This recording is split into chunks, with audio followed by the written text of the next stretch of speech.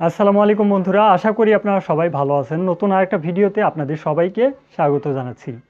যারাই সৌদি আরবে বর্তমানে অবস্থান করতেছেন, আপনাদের কাজের একটা সুযোগ কিন্তু রয়েছে।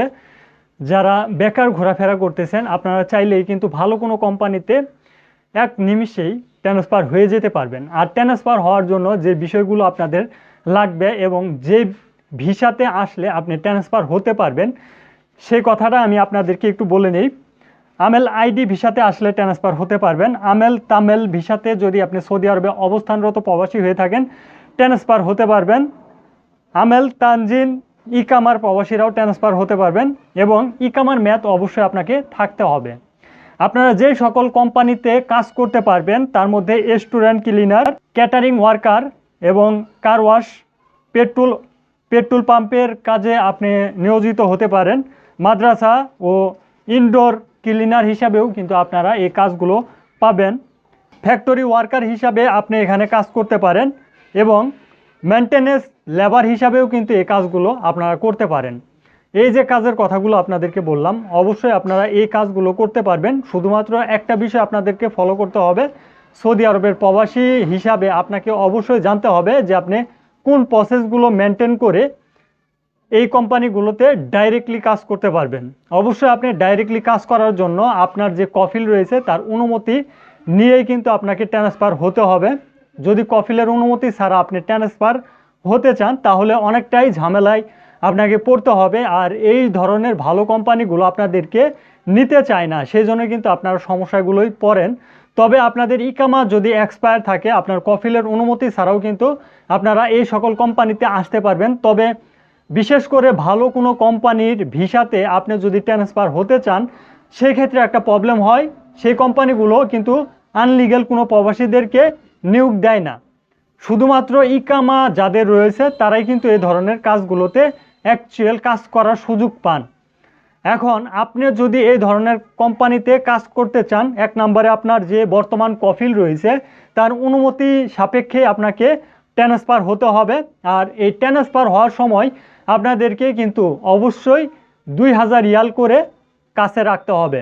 যদি আপনি প্রথম ট্রান্সফার হয়ে থাকেন তাহলে 2000 রিয়াল, দ্বিতীয়বার ট্রান্সফার হয়ে থাকলে 4000 সৌদি রিয়াল লাগবে, আর তৃতীয়বারের মতো ট্রান্সফার যদি হন, মানে কোম্পানি যদি পরিবর্তন করেন, সেক্ষেত্রে 6000 সৌদি রিয়াল লাগবে। এটা কিন্তু সরকারি ফি।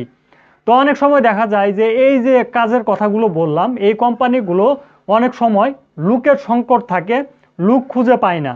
সেই সময় কিন্তু তারা এই যে ট্রান্সফার ফিটা, সেই ফিটা কিন্তু তারাই প্রদান করে দেয়।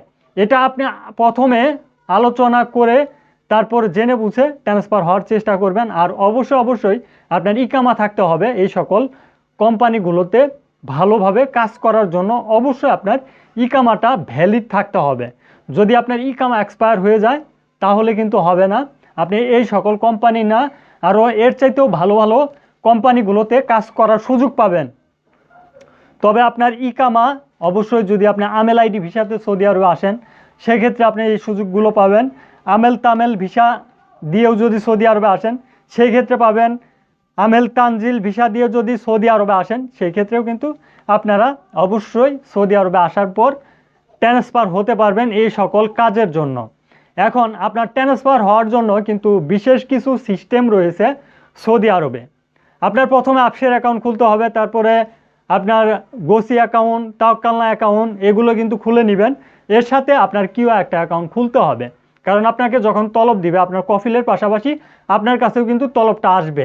আপনাকেও কিন্তু ওকে করতে হবে এবং আপনি সেখানে কন্ট্রাক্ট পেপার দেখতে পারবেন আপনাকে কত রিয়াল স্যালারি দিবে এবং কত ঘন্টা সৌদি আরবে আপনাকে ডিউটি করতে হবে। এই বিষয়গুলো ওই কন্ট্রাক্ট পেপারগুলোতে থাকে। সেক্ষেত্রে আপনি দেখে যদি মনে করেন যে না, আপনি সেই কোম্পানিতে যাওয়ার জন্য উপযুক্ত একটা স্যালারি পাচ্ছেন এবং আপনার নাগালের ভিতরে ডিউটি পাচ্ছেন, সেক্ষেত্রে কিন্তু আপনি ওকে করতে পারবেন। ওকে করা একেবারেই সহজ। ফেসবুক ফ্রেন্ডের মতো আমরা যেরকম ফ্রেন্ড রিকোয়েস্ট পাঠালে আরেকজন রকে করে, সেই রকমই কিন্তু আপনি আপনার যে কিউআই অ্যাকাউন্ট রয়েছে এই কিউআই অ্যাকাউন্টে কিন্তু তলবটা আসলে আপনি ওকে করে দেখতে পারবেন। তো আশা করি আপনারা এই কাজগুলোতে যদি আসতে চান আসতে পারেন। আমি 7টা 8টা কাজের কথা বলেছি, আমি আবার একটু আপনাদেরকে রিপিট করে বলি। রেস্টুরেন্ট ক্লিনার, কফি শপে আসতে পারেন এবং ক্যাটারিং ওয়ার্কারে আসতে পারেন, কার ওয়াশে আসতে পারেন, পেট্রোল পাম্প, মাদ্রাসা ও ইনডোর ক্লিনার হিসাবে আসতে পারেন, ফ্যাক্টরি ওয়ার্কার হিসাবে আসতে পারেন, মেনটেনেন্স লেবার হিসাবেও কিন্তু আপনি সৌদি আরবে ঢুকতে পারেন। আশা করি যে বিষয়গুলো আমি আপনাদেরকে বলার চেষ্টা করলাম এই বিষয়গুলো আপনারা বুঝতে পারছেন। যারা এই কোম্পানিগুলোতে কাজ করার জন্য পরিকল্পনা করতেছেন, এই সকল কোম্পানিতে আপনারা ডাইরেক্টলি কাজ করতে পারবেন, শুধুমাত্র আপনার কফিলের অনুমতি লাগবে। তো আমি আপনাদেরকে যেই তথ্যগুলো দেওয়ার চেষ্টা করলাম, এই তথ্য অনুযায়ী আপনি যদি কাজ করতে চান অবশ্যই প্রস্তুতি গ্রহণ করে রাখবেন। আর আমাদের সাথে থাকার জন্য আপনাদেরকে জানাই অসংখ্য ধন্যবাদ। এবং আমাদের চ্যানেলে যারা এখন পর্যন্ত সাবস্ক্রাইব করেননি, আপনারা চ্যানেলটি সাবস্ক্রাইব করে দিবেন।